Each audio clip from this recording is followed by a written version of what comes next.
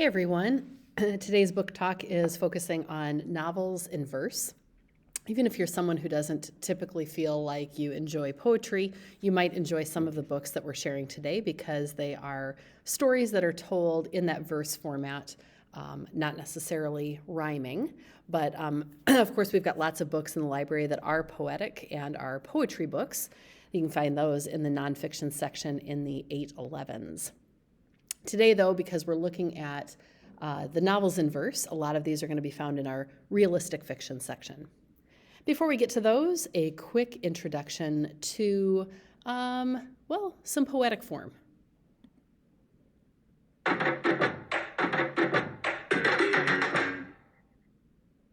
I'm Nick Offerman, and here's some slam poetry about something that's close to my heart. Sleep breaks via a skillet sizzle. I startle. Like a Goldilocks bear, I bumble out of bed and mumble. Who's been cooking in my kitchen? I listen. My nostrils widen. I'm stricken. It's bacon. Fork, knife, spoon, trash. Here's my fork, knife, spoon again, attached to my body, or as I like to say, my bacon eater. Because the world is split into two halves, the bacon and the bacon eaters. Utensils don't make the bacon sweeter. It's breakfast, crunch, another bunch, then lunch. Before I know it, it's been 3 days. I smile, my lips bacon glazed. I'm correct, I'm finished. Life is diminished down to its grizzly bear essence. The bacon and me. The bacon in I. I'm ready to die. I've baconed.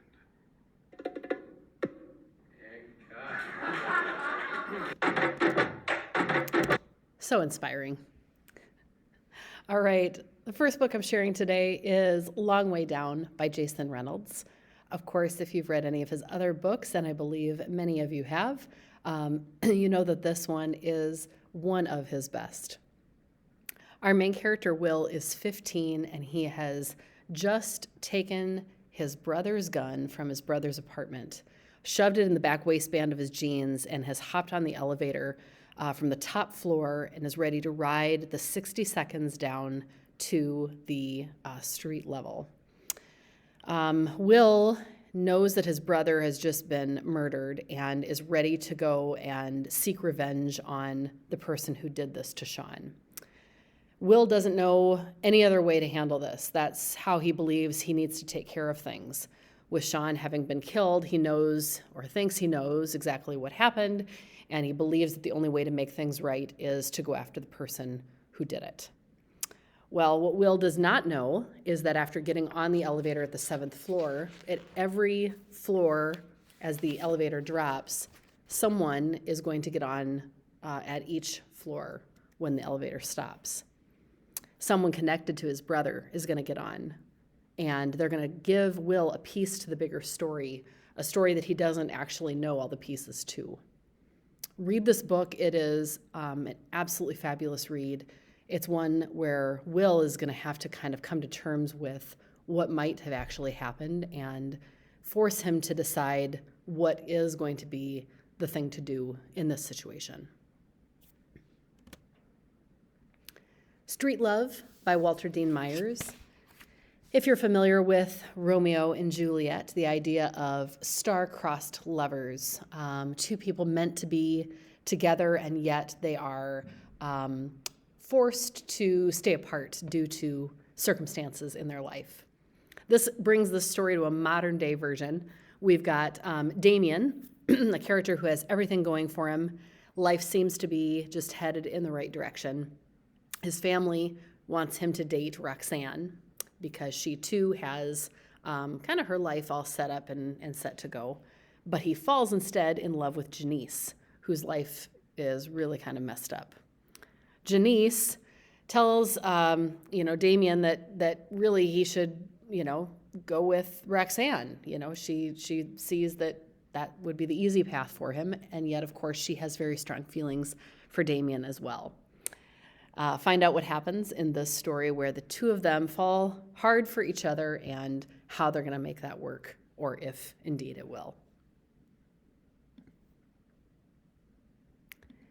In our next book, I Heart You, You Haunt Me, we move to the fantasy section. This is by Lisa Schroeder, who has written other books in that free verse style. This one's really popular because I think for a number of reasons. Great story, great romance. It's a short book. In this book, Ava is our main character, and she loved Jackson. The two of them had a fabulous relationship. And then Ava tragically lost Jackson. But Ava gets to see him again. It looks as though, even though he has gone, he has returned. And most think she's crazy when she says that now she can hear his voice and she can see him. They are imagining that she's just seeing him in dreams and things like that, but it's not exactly what people think. She knows that he's there, even though he's passed on to another life. Death doesn't have to mean that you've lost the love of your life, according to this book. I Heart You, You Haunt Me. You can look in fantasy for this one. Clap When You Land by Elizabeth Acevedo is back to realistic fiction. Love the cover of this book. Two teenage girls are dealing with grief, one in New York City and one in the Dominican Republic. Two girls lose their father. Two girls learn about each other when their father dies, and they realize they each have a half-sister, and they might need that half-sister to support each other. That's the story. What would happen if all of a sudden your idea of family gets turned completely upside down, especially when your emotions are all over the place? Read Clap When You Land to find out how these two girls' lives get intertwined when they lose their dad.